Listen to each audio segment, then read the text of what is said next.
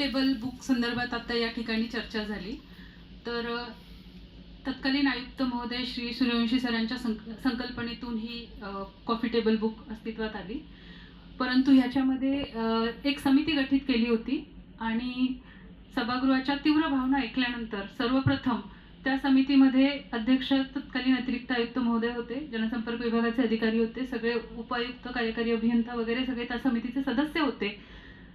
सर्वांच्या वतीने मी जाहीर माफी मागते यामध्ये ज्या काही त्रुटी राहिलेल्या आहेत आणि या कॉफी टेबल बुकचं जे आहे तात्काळ वितरण थांबवण्यात येईल। या सगळ्या बुक्स ज्या आहेत त्या सचिव महोदयांच्या ताब्यात आणि जनसंपर्क विभागाच्या ताब्यात आहेत। एक्झॅक्ट किती प्रती आता शिल्लक आहेत याबद्दल माहिती माझ्याकडे नाही, परंतु एक चांगली सूचना या ठिकाणी मांडण्यात आली की नव्याने समिती गठीत करून याबाबतचा सगळा जुना इतिहास अभ्यासून आपण नव्याने याबाबतचं जे काही राईटअप तयार होईल ते सभागृहाच्या पुढे आणून सर्वसमावेशक असं आपण एक सांस्कृतिक प्रतिबिंब निर्माण करणारं पुस्तक निर्माण करण्याचा पुन्हा प्रयत्न करू। धन्यवाद। तर हा विषय माझ्यासाठी खूप भावनिक विषय, हा अजिबात राजकारणाचा विषय नाही आहे।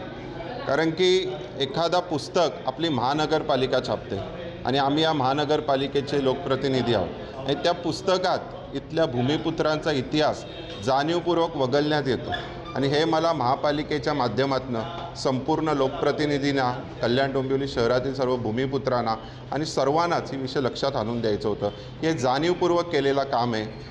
एखाद्या लेखकाला आमच्या समाजाचा द्वेष असू शकतो आणि ते त्याच्या लेखनातनं या पुस्तकात स्पष्टपणे दिसून येत आहे। आता तुमची काय मागणी आहे आणि ते नाही झालं तर तुम्ही काय करणार आहात? मागणी एवढीच आहे बघा, या पुस्तकामध्ये बरेचसे महापुरुषांचे, मंदिरांचे वगैरे फोटो आहेत, त्यामुळे आम्ही काय कोणतेही स्टंटबाजी करणार नाही आहोत की पुस्तक जाळून टाकू, फाडून टाकू।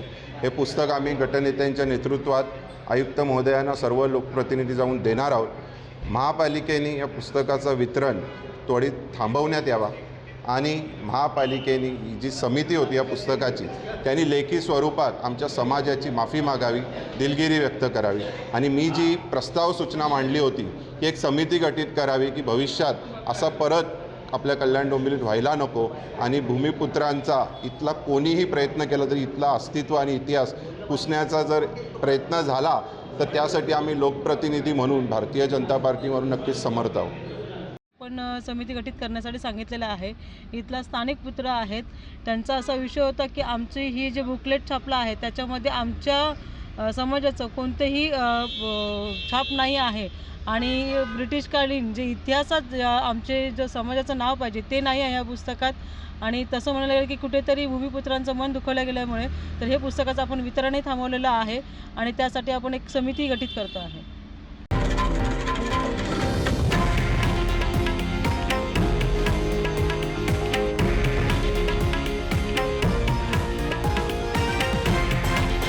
हे आहे देशातील नंबर 1 न्यूज नेटवर्क आणि आपण पाहत आहात TV9 मराठी, एकमेव।